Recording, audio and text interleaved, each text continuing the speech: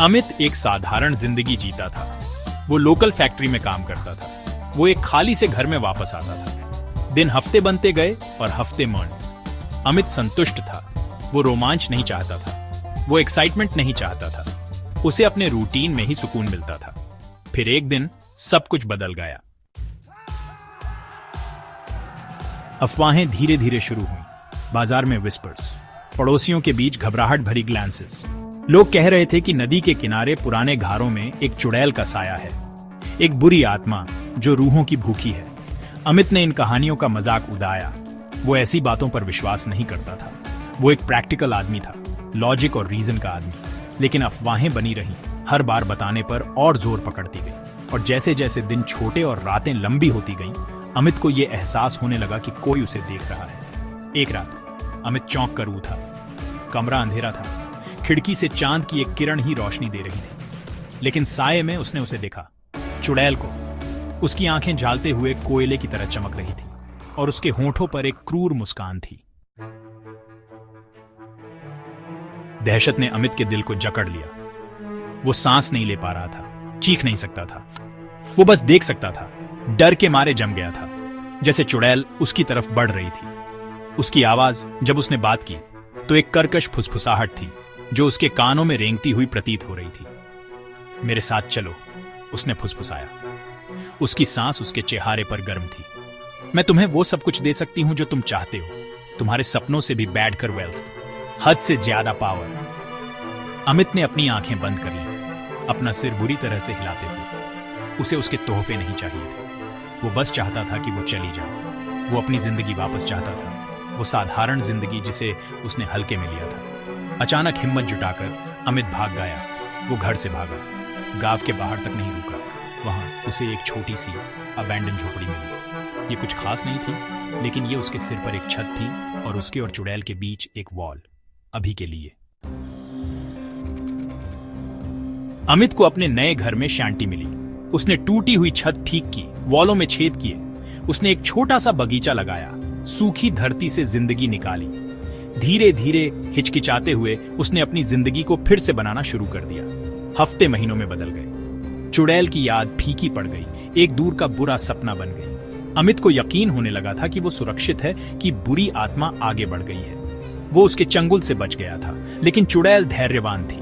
वो अमित के डर के कम होने का इंतजार कर रही थी, उसके डिफेंस कमजोर होने का। और जब उसे इसकी उम्मीद कम से कम थी तो वो वापस आ गई। एक रात जब अमित सो रहा था तो उसे एक जानी पहचानी ठंडक महसूस हुई। उसने अपनी आंखें खोली तो देखा कि चुड़ैल उसके बिस्तर के पास खड़ी है। उसकी आंखें एक अजीब रोशनी से जल रही हैं। तुम मुझसे छिप नहीं सकते, चुड़ैल ने फुसफुसाया। उसकी आवाज एक जहरीली फुसफुसाहट थी। मैं तुम्हें हमेशा ढूंढ निकलूंगी। चुड़ैल की बातें सच साबित हुई। अमित जहां भी गया वो पीछा करती रही। उसने उसके सपनों को आतंकित किया। उसकी आत्मा के बदले में ताकत और दौलत के वादे फुसफुसाए। वो प्रतिबिंबों में दिखाई देती थी।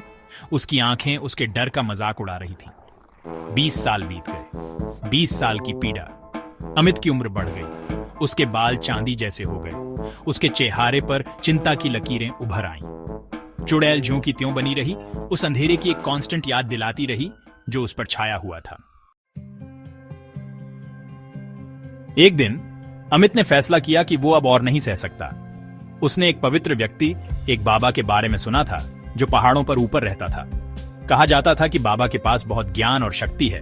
वो उन लोगों की मदद कर सकते हैं जो खोए हुए हैं और पीड़ित हैं। अपने थके हुए दिल में एक उम्मीद की किरण के साथ अमित बाबा को खोजने के लिए एक यात्रा पर निकल पड़ा।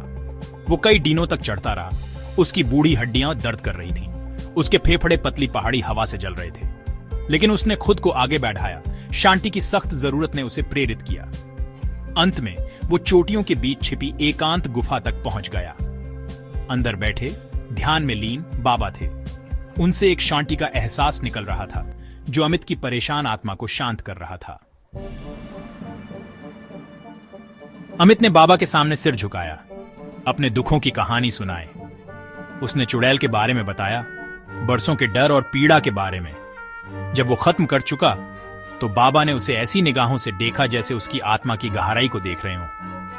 तुम्हें चुना गया है, बाबा ने कहा। उनकी आवाज भारी और गूंजती हुई थी। चुड़ैल तुम्हें कुछ देखती है, एक ताकत जिसे तुम खुद अभी तक नहीं पहचानते हो। अमित भ्रमित था। ताकत? उसने बरसों से डर और निराशा के अलावा कुछ महसूस नहीं किया था। वो चुड़ैल जैसी शक्तिशाली को कैसे हरा सकता था? जिस ताकत की तलाश तुम कर रहे हो वो हथियारों या जादू में नहीं मिलती, बाबा ने आगे कहा। जैसे अमित के विचारों को पढ़ रहे हो, ये तुम्हारे भीतर है। तुम किसी भी बाधा को दूर करने, किसी भी दुश्मन को हराने की ताकत रखते हो, अगर तुम केवल अपनी आत्मा की शक्ति को कंट्रोल करना सीख जाओ। बाबा ने हफ्तों अमित को ध्यान और क्लीन कॉन्शियस के तरीके सिखाए।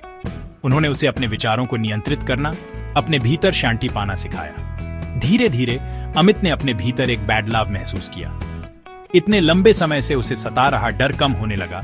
उसकी जगह शांति और दृढ़ संकल्प की एक नई भावना ने ले ली।